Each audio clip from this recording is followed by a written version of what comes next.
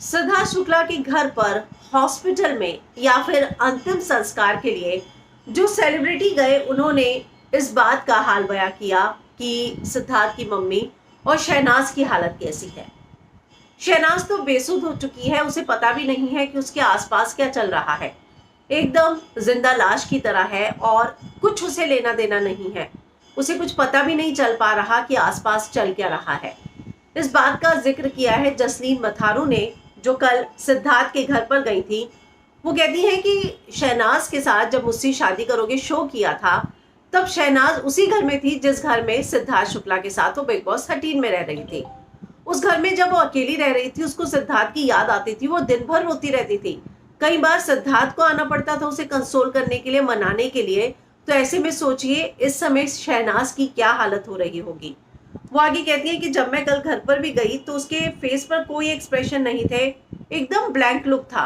पता नहीं कहाँ देख रही थी, समझ में ही नहीं आ रहा था, एकदम ब्लैंक लुक था।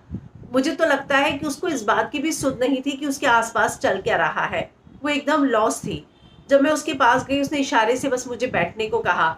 शहनाज एकदम टूट चुकी है, मायूस थी, बहुत ही दुखी थी। मुझे नहीं पता कि उसका क्या होगा, लेकिन उसको देखकर मैं टूट गई।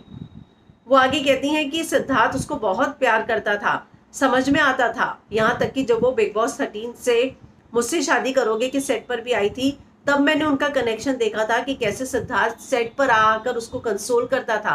वो उसके बिना बिल्कुल नहीं रह पाती थी।